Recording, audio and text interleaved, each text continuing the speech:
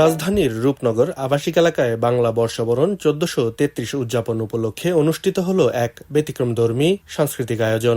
গানফেরি সঙ্গীত একাডেমির উদ্যোগে আয়োজিত এই বর্ষবরণ অনুষ্ঠানে অংশগ্রহণ করেন একাডেমির ক্ষুদে শিক্ষার্থীরা, যারা তাদের প্রাণবন্ত পরিবেশনের মাধ্যমে পুরো আয়োজনকে করে তোলে আনন্দঘন ও উৎসবমুখর।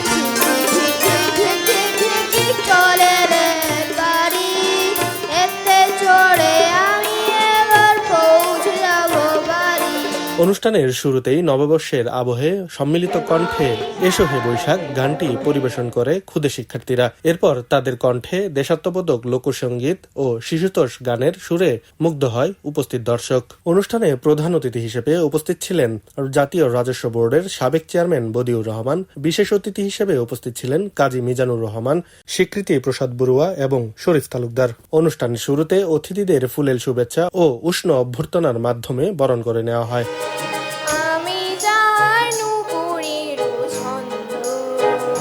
অতিথিরা এ ধরনের ব্যতিক্রমধর্মী আয়োজনের প্রশংসা করেন। শিশুদের সাংস্কৃতিক চর্চা ও সৃজনশীল বিকাশে এ ধরনের উদ্যোগ গুরুত্বপূর্ণ ভূমিকা রাখে। ছোট ছোট বাচ্চা যেভাবে সাবলীলভাবে গান গাইল, যেভাবে কথা বলল, এর থেকে তারা ভবিষ্যতের জন্য নেতৃত্বের অধিকারী হবে, তারা বড় হবে। আমার কাছে মনে হয়েছে এটা একটা মিলনায়তন নয়, এটা একটা ফুলের বাগান এবং নানা রকমের ফুল এখানে ফুটে আছে এবং বাচ্চারা এত সুন্দর করে ওদের গানগুলো পরিবেশন করছে।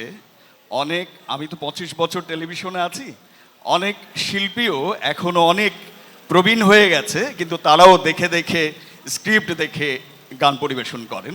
কিন্তু এখানে যে ছোট ছোট বাচ্চারা, ওরা প্রাণ থেকে, হৃদয় থেকে, ওদের সৃজনশীলতার মাধ্যমে এবং মন থেকে যে গানটা পরিবেশন করেছে, আমার কাছে খুব ভালো লেগেছে।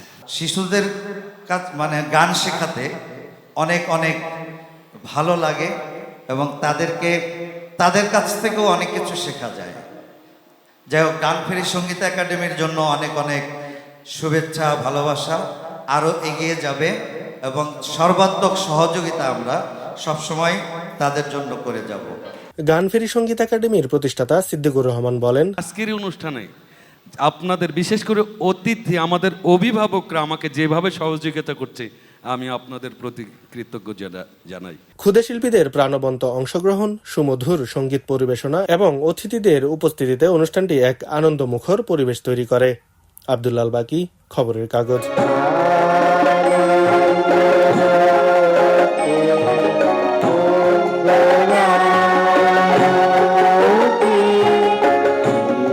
খবরের কাগজ, নিখাদ, নির্ভীক, নিরপেক্ষ।